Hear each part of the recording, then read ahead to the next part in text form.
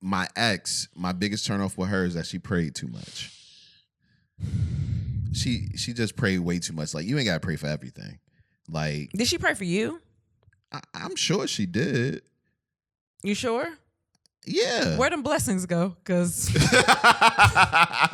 maybe she wasn't. I told her I didn't want it. Don't pray for me. I mean, maybe she wasn't the one that God wanted to talk to him. I don't know, because I don't know what the blessings are. But, you know, I like effort. Yeah, she just prayed entirely too much. And that is the dumbest, though. That's stupid that you said that. Nah, son, like, I remember if we're one being time. Serious. I remember one time it was over the phone because we were long distance for a while.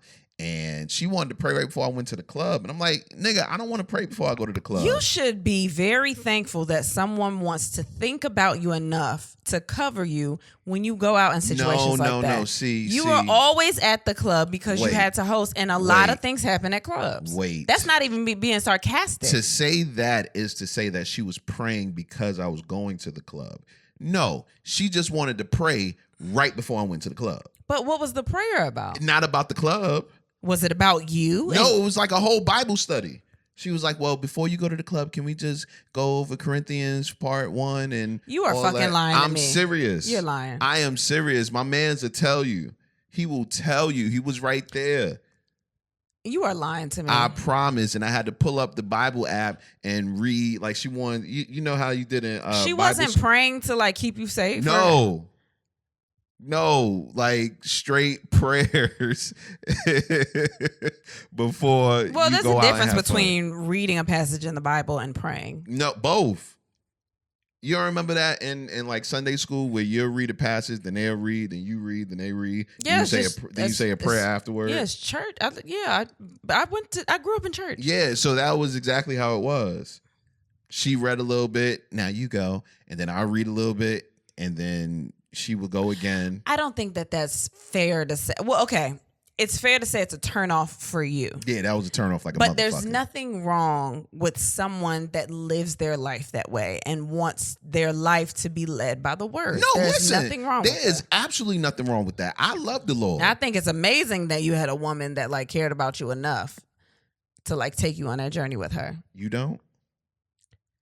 I do. You don't? No, I do. You don't even pray with me now. You don't ask me to. You just started sneak praying on me one day. That's not fair. I remember I came into bed trying to talk to you, put your finger up, and I was like, nigga, is this class? What are you doing? You was like, I was just praying. I was like, you won't go ask me to pray? You can't ask. You don't ask me to pray. No, why do I have to ask you? I don't know, because I don't know. I mean, I know how you feel about, I don't want to go in and be like, I have no idea how you feel about church. I know how you feel about, you know, religion and church. And now I know that you do pray all the time, but like you snuck pray on me one time. Yo. Like one time I came in there and your eyes was closed. All you had to do was come around and bend your head and just, you know, tap me to let you know you there. And I would have said the prayer and added you in there. Why you couldn't just invite me in the prayer? Because I always have you in my prayers. But you don't invite me to pray with you. Okay, let's pray right now. No. You know? See, this is the wrong time. You didn't just learn that from your last relationship? This is the wrong. That's not when you do it. I remember one time I had a whole session of just gospel music just sitting in the corner. And you were like, why are you doing that? And I was like, sometimes I get in these moments where I feel like I need to hear something or feel something or whatever. And I understand that you pray every night, but you don't. We've prayed together, but I don't know. It's just weird to pray with other people.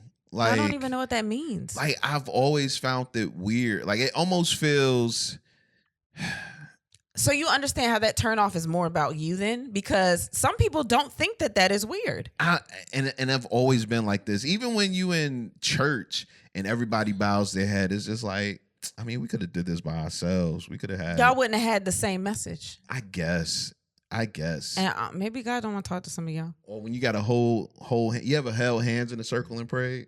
Yes, most prayers. Where did you go to church? Nah. Well, my church was big enough where you couldn't be in a circle and pray. What you mean? You could be in the pews and pray. Yeah, you don't hold hands in the pews? I tried not to hold. I mean, But everybody did, right? Most of the time people held hands. That's not weird. I don't know. I just like my prayer to be by itself.